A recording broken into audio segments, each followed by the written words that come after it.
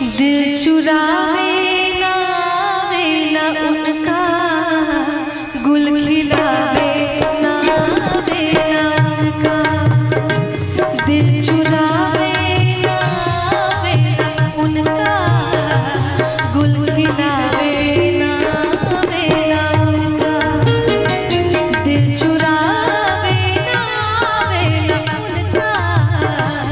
गुल खिलावे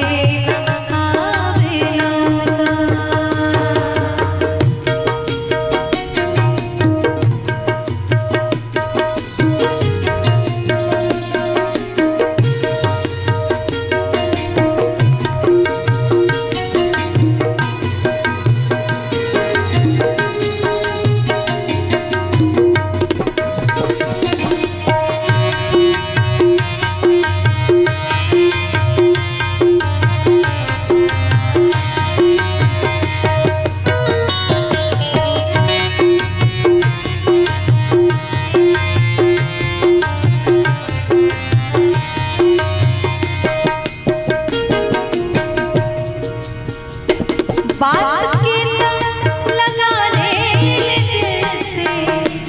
बात के तक लगा ले दिल से, बात के तक लगा ले दिल से, बात के तक लगा ले दिल से। दिल लगावे ना वेला उनका, दिल चुरावे ना वेला उनका,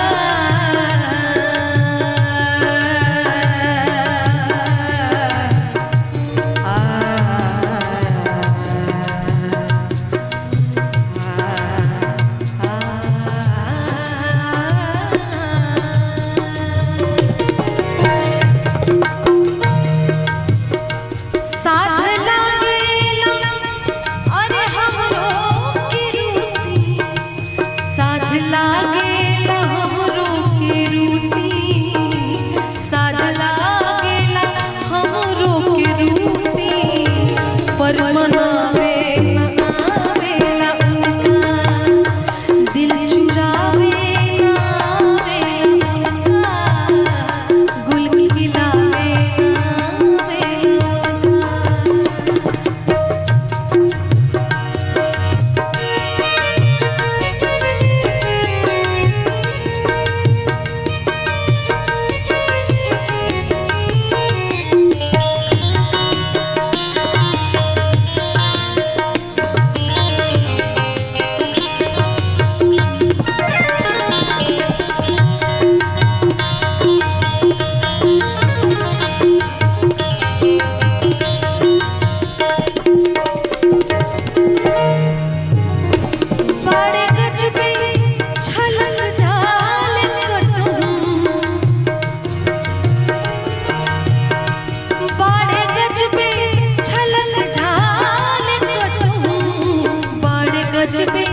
छलक जाल कतहूँ,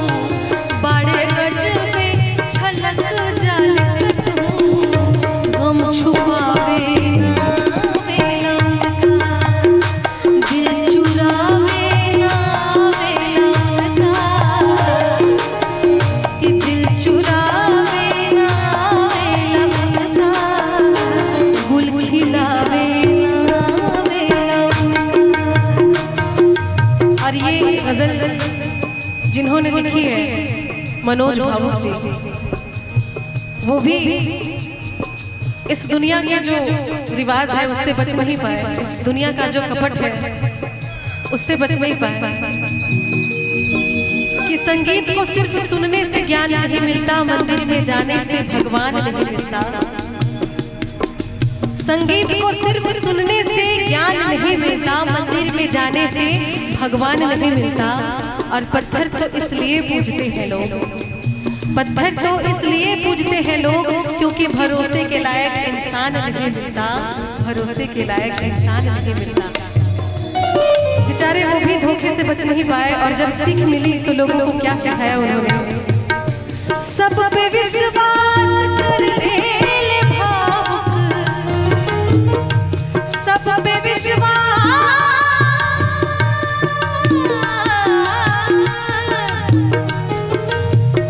सब पे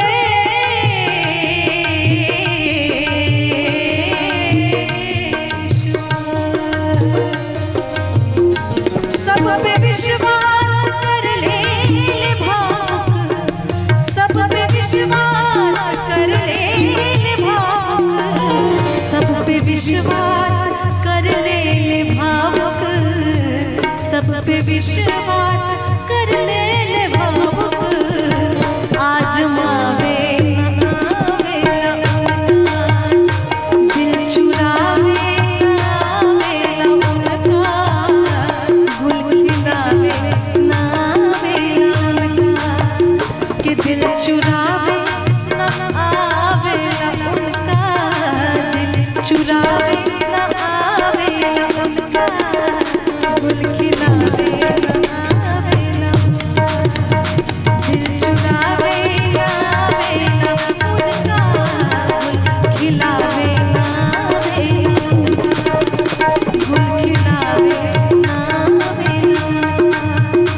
दिल लगावे न आवेला उनका, गम छुपावे न आवेला उनका, आजमावे न आवेला उनका। चलिए बहुत बहुत धन्यवाद। एक जोरदार